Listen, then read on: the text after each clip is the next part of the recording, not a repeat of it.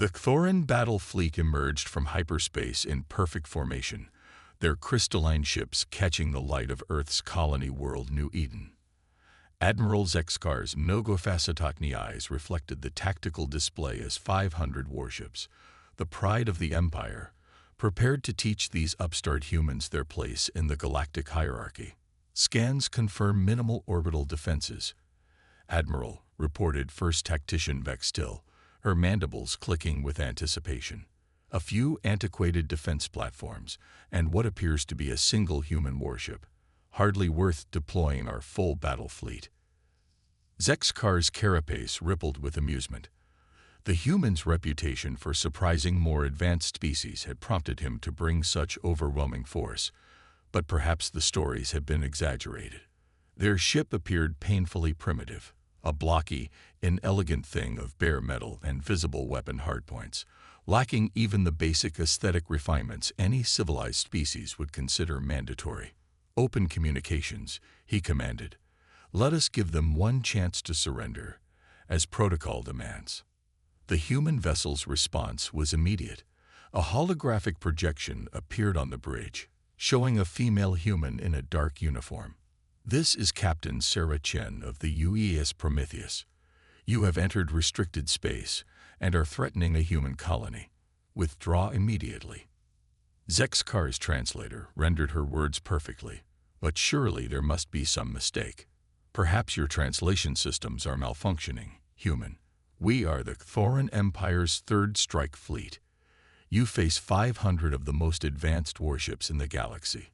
Your surrender will be accepted, and your colony's population will be properly relocated according to Imperial law. The human captain's expression didn't change. Your numbers are impressive, Admiral. But you're making assumptions about our capabilities that may prove costly. You dare threaten. Zexkar began, but Chen cut him off. This isn't a threat, Admiral. It's a warning. The Prometheus is a prototype vessel specifically designed to combat technologically superior forces. You're about to learn why humanity has survived every attempt to subjugate us so far. Last chance to withdraw. Zexkar's carapace flushed deep purple with rage. All ships, battle formation. Show these primitives the price of defiance. The Thorin fleet spread out in their standard attack pattern, energy weapons charging. The single human vessel should have been trying to retreat. Instead, it was advancing directly toward them. Admiral, Vextil called out, I'm detecting unusual power readings from the human ship. Their reactor output is impossible. Our sensors must be malfunctioning. Impossible or not, they cannot hope to. The Prometheus fired. There was no elegant beam of energy, no graceful plasma torpedo. Instead, massive railguns along its flanks roared to life, launching projectiles at appreciable fractions of light speed. The first salvo struck 3 Thorin cruisers before their shields could even register the threat. Kinetic energy transformed the proud vessels into expanding clouds of crystalline debris. Shields ineffective. Vextil's normally precise voice edged toward panic. Their weapons. The velocity exceeds our barrier system's design parameters. Return fire, Zexkar commanded. 100 energy beams converged on the Prometheus. The humans had not even bothered with shields. Instead, the beams splashed harmlessly against meters-thick layers of advanced composite armor. Where they struck, the armor didn't melt or breach. It actually seemed to grow stronger, some kind of reactive matrix redistributing and absorbing the energy. Admiral, their armor, it's learning from each hit, adapting, becoming more resistant. This is beyond any material science we know of. The Prometheus fired again, and again. Each salvo found its mark with terrifying precision.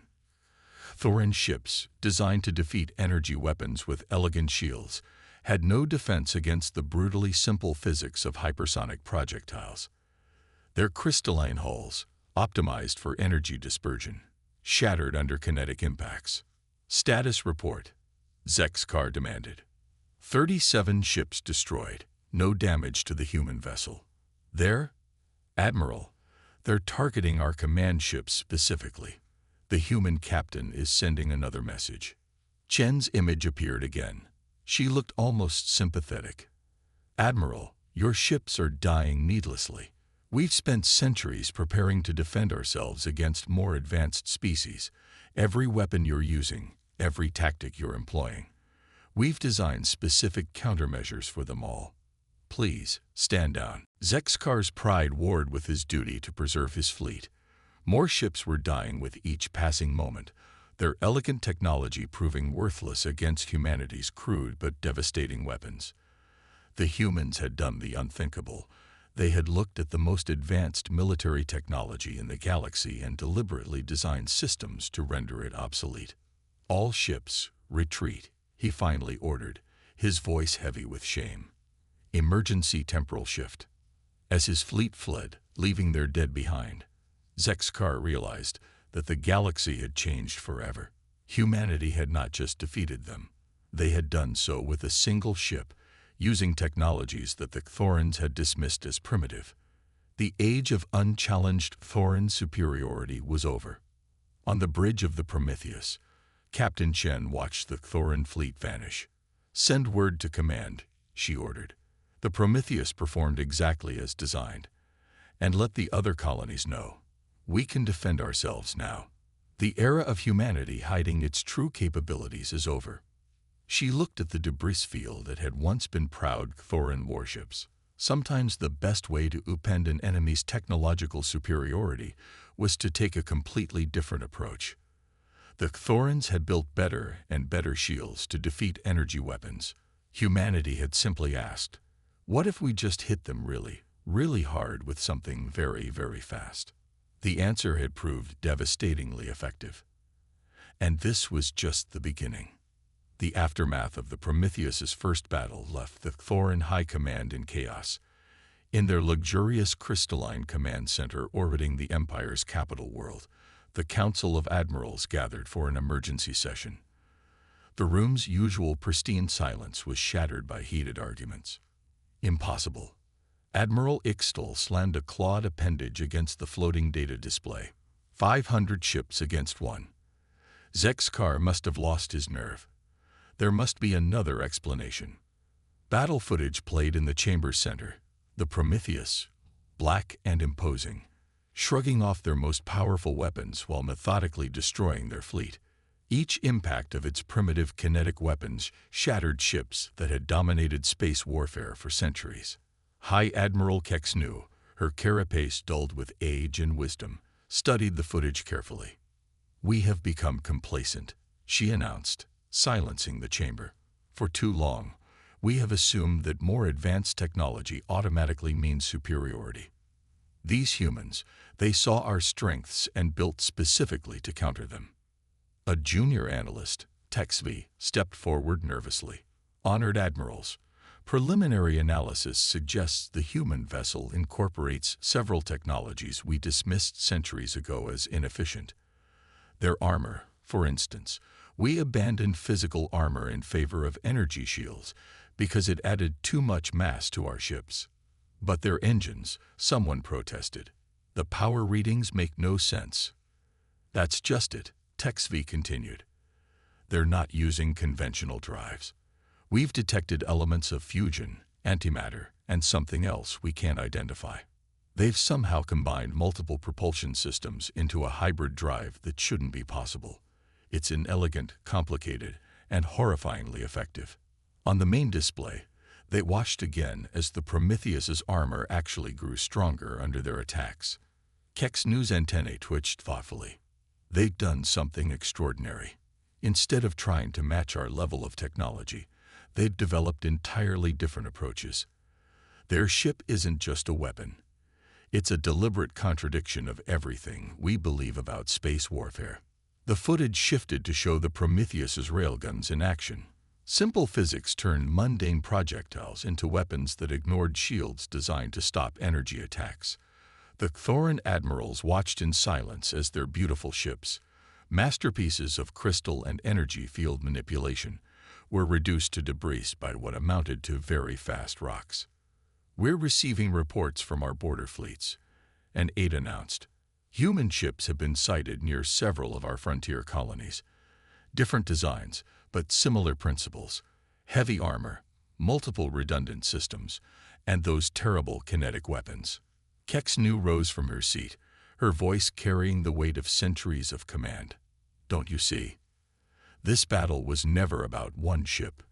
The humans let us see the Prometheus because they're ready for war.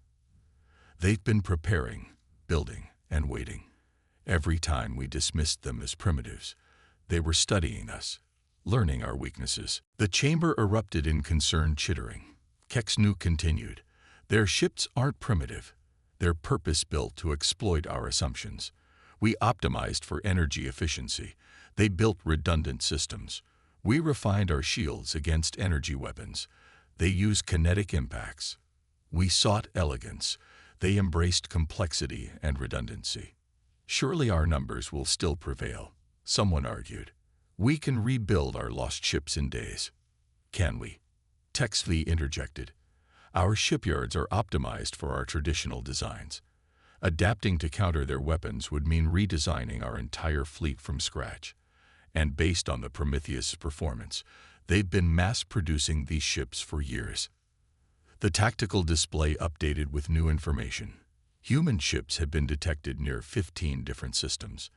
Each report described the same characteristics: massive engines, thick armor that adapted to attacks, and weapons that ignored their best defenses. "They're not declaring war," Kex Nu realized. "They're announcing their presence. Every ship we're seeing is a message. We can fight you now, and we can win." In the silence that followed, the assembled admirals faced an uncomfortable truth. The Thorin Empire had spent centuries perfecting their technology, making it more elegant, more efficient, more advanced. The humans had spent that same time building ships that rendered all that advancement meaningless. "Send word to the Emperor," Kex Nu commanded. "The balance of power has shifted. The humans aren't our inferiors. They're our equals. And if we don't recognize that fact, they may soon prove themselves our superiors." As the council dispersed, Kex Nu studied the image of the Prometheus one last time. Its ugly, functional design represented something the Thorins had forgotten. Sometimes the simplest solution was the most effective. The humans hadn't tried to climb to the Thorins' level of technology. They'd simply found a different path, one that made their opponents' advantages irrelevant. The age of uncontested Thorin dominance was over. The galaxy was about to become a much more interesting place. The human vessel Prometheus hung in space like a dark promise, its scared hull reflecting distant starlight. Captain Chen stood at her command station, watching as more ships emerged from hyperspace. But these weren't Thorin vessels. These were human reinforcements. "Battle Group Thermopylae reporting in," her communications officer announced. "Captain Rodriguez sends his compliments and says, 'Looks like we missed the party.'" Chen allowed herself a small smile as she watched the new arrivals take up defensive positions around New Eden. 5 more ships, each as formidable as Prometheus, each representing humanity's answer to alien technological superiority. They weren't beautiful, but they were effective. "Status report on the colony," she asked. "Planetary defense grid is at full power, Captain. The civilian population has been moved to the underground shelters. But honestly, most of them are throwing parties. The footage of our engagement with the Thorin fleet has already gone viral." That wasn't surprising. After decades of hiding their true capabilities, humanity was finally showing its hand. The response from Earth's colonies had been overwhelming. Pride, relief, and no small amount of satisfaction.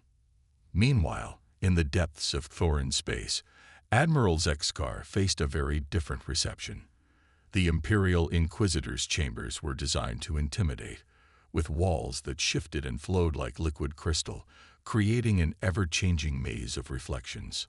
"Explain to me," Inquisitor Nexifi's voice seemed to come from everywhere at once, "how a single human vessel destroyed nearly 100 of our finest ships." Zexkar's carapace had lost its luster, dulled by shame and exhaustion. "They were prepared for us.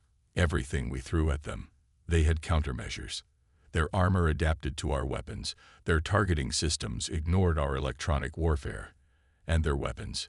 He trailed off, remembering the terrible efficiency of those railguns. Yes, the Inquisitor's tone grew sharp. Their primitive kinetic weapons. The same technology we abandoned millennia ago because energy weapons were more elegant. We never considered, Zexkar admitted, that they might optimize their entire military doctrine around defeating more advanced opponents. Their ship design philosophy is completely alien to us. Multiple redundant systems, layered defenses, weapons that rely on simple physics rather than advanced technology. The chamber's walls crystallized into displays showing tactical analysis of the battle. The Prometheus's movements, its weapon impacts, the way its armor responded to attacks, all painted a picture that the Thorin military was struggling to accept. Do you know what truly concerns the Imperial Court? Nexvi asked. Not that they defeated you. Not even that they did it with technology we considered obsolete. No, what terrifies them is the implications. If the humans could do this, what else have they been hiding? New data streamed across the walls. Reports from across Thorin space. Human ships had been spotted near dozens of systems, each demonstration carefully calculated. They weren't attacking. They were showing their capabilities, letting the Empire know that the rules had changed. They've been watching us, Zexkar realized. Learning our tactics, our technology, our weaknesses. Every time we dismissed them as primitives, they were designing ways to defeat us. Precisely. The Inquisitor's form finally materialized, its crystalline structure catching the light. Our pride blinded us. We saw their rotating habitat sections and assumed they couldn't generate artificial gravity. We saw their thick armor and thought they didn't understand shields. We never considered that they might have chosen those solutions deliberately. The displays showed the Prometheus taking hit after hit from Thorin weapons, its armor not just resistant but adaptive. Their technology isn't primitive, Nexvi continued. It's different. They looked at our path of development and chose another way. And now they can fight us, Zexkar finished. And win. The Emperor has called an emergency session of the High Council. The humans have sent diplomatic communications. They're willing to negotiate recognition of their territory and sovereignty. Some counselors want war. Others counsel acceptance of the new reality. The Empire stands at a crossroads. Zexkar studied the battle footage again, seeing it with new eyes. If we choose war, we'll have to redesign our entire fleet. Our current ships are optimized for fighting enemies who think like us, who use technology like ours. The humans, they don't play by those rules. No, the Inquisitor agreed. They don't. And that's what makes them so dangerous. They've proven they can defeat our best technology with solutions we considered beneath us. The question now is, can our pride accept a galaxy where we are not the undisputed masters of warfare? As if in answer, a new alert flashed across the displays. More human ships had been detected, establishing defensive positions around their colonies. Each one represented a calculated message. We are here, we are strong, and we will not be conquered. The age of Thorin military supremacy was over. The galaxy was entering a new era, one where humanity's primitive solutions had rewritten the rules of space warfare. The Empire would have to adapt, or fall. The Thorin Imperial Palace's war room buzzed with activity as reports flooded in from across the Empire. High Admiral Kexnu watched the tactical displays with growing concern as more human vessels appeared near critical systems. Each new sighting confirmed what the Prometheus had demonstrated. Humanity was ready for war. Latest intelligence analysis, High Admiral Texfi reported, her carapace dulled with exhaustion from endless data processing. We've identified at least 7 distinct classes of human warships, each designed to counter specific aspects of our military doctrine. The main display showed the classifications: heavy battleships like Prometheus, smaller but equally deadly cruisers, specialized electronic warfare vessels, and others.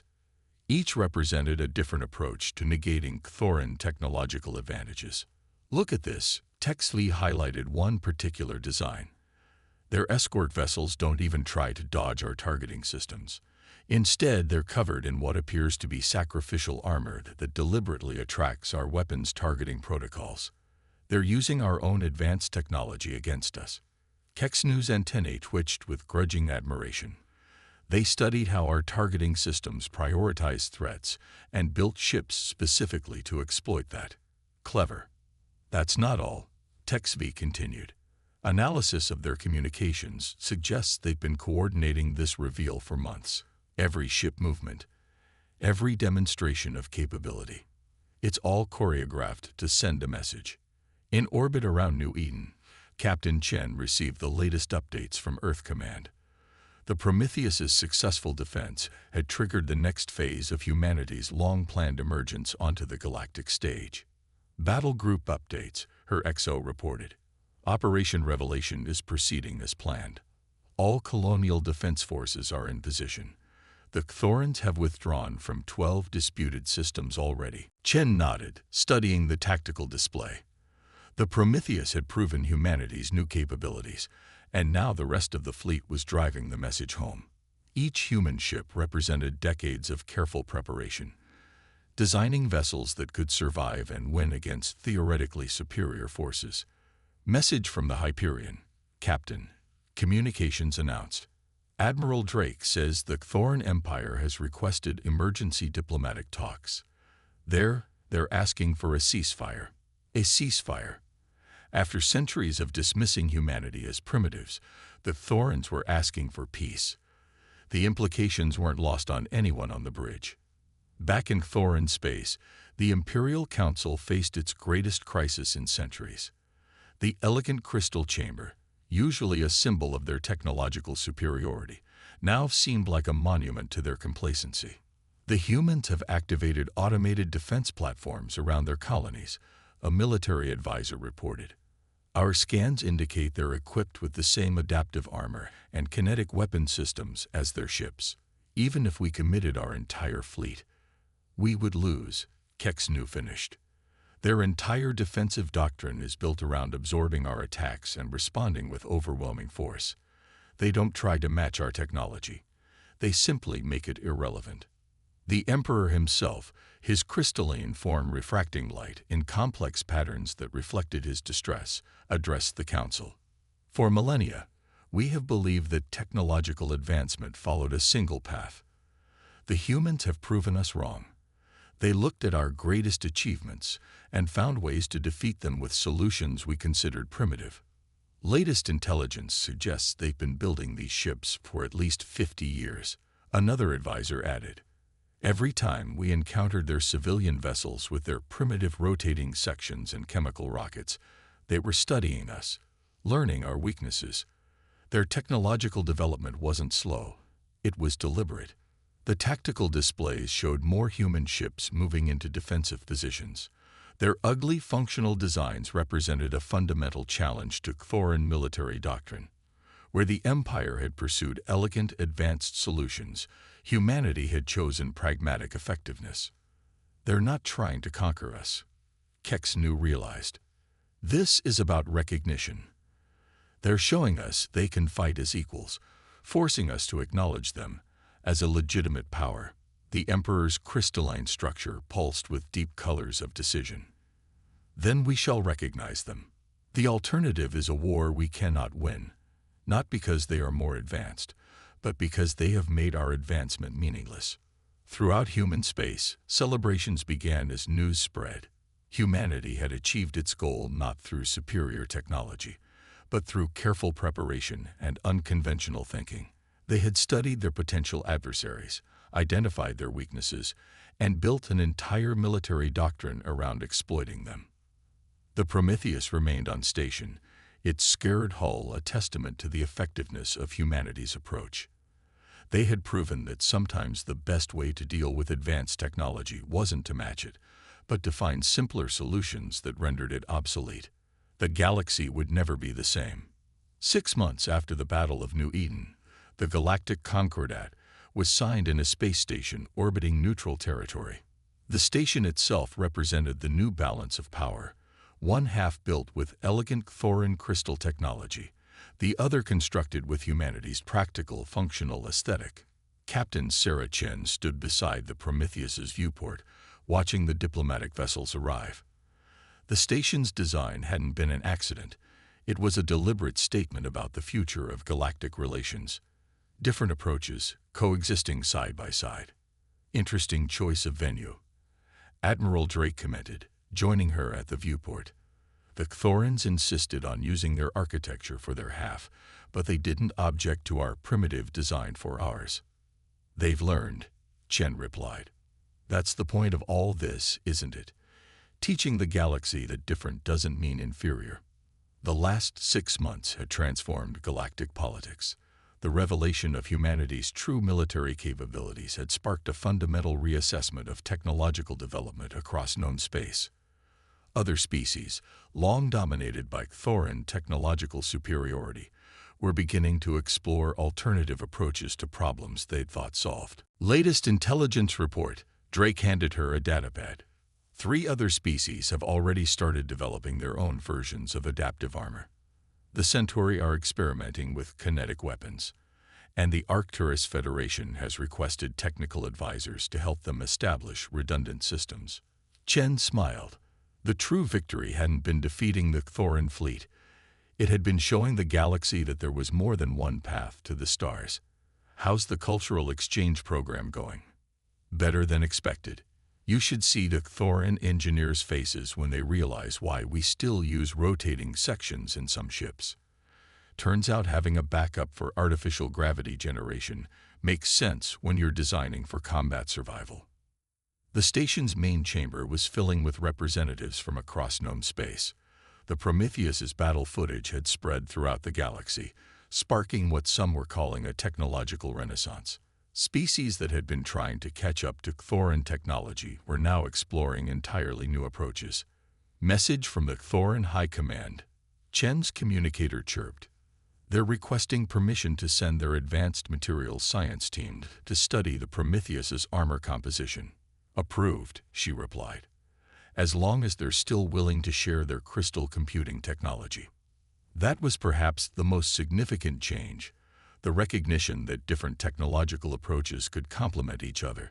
Humanity's practical solutions combined with Thorin elegant technology created possibilities neither side had imagined before. In the station's grand chamber, the Emperor of the Thorin Empire and the President of the United Earth Federation prepared to sign the concordat. The document acknowledged both humanity's territorial rights and their status as equals in galactic affairs. More importantly, it established frameworks for technological and cultural exchange. You know what the real victory was? Drake asked, watching the ceremony. Not proving we could fight them, proving we could surprise them. The galaxy had gotten comfortable, thinking they knew how technological progress worked. We showed them there are always alternatives. Chen nodded. The Prometheus had been designed to win battles, but its greatest achievement had been winning peace. It had demonstrated that humanity's different approach to technology wasn't a sign of primitiveness. It was a choice, based on careful study and practical needs. We're getting reports from the frontier. An aide approached them. The Arcturus Federation successfully tested their first adaptive armor system. The Centauri Kinetic Weapons program has passed initial trials, and 3 more species have requested technical exchanges. The galaxy was changing. The age of single-path technological development was over. Humanity had shown that there were many ways to solve a problem, and sometimes the simplest solution was the best. As the concordat was signed, Chen reflected on how far they'd come. Humanity had spent centuries being dismissed as primitives, using that time to study, learn, and prepare. Now they were helping to forge a new era of galactic cooperation, where different approaches to technology were seen as opportunities rather than obstacles. Next-generation ship designs are ready for review, Drake mentioned. They're incorporating some Thorin crystal technology into our armor systems. Turns out their elegant solutions work pretty well when you build enough redundancy into them. The future would be neither purely human or purely Thorin, but something new. A combination of practical effectiveness and elegant efficiency. The Prometheus had shown the galaxy that there was strength in difference, that innovation could come from unexpected directions. And somewhere out in human space, shipyards were still building vessels with thick armor and massive engines, ready to defend their territory. But now they were also incorporating new technologies, new ideas, learned from the very species that had once dismissed them as primitives. The galaxy had learned an important lesson. True advancement didn't come from following a single path, but from being willing to explore all possibilities. Humanity hadn't just earned its place among the stars, it had helped create a new way of thinking about technology itself. The age of single-path development was over. The age of innovation had begun.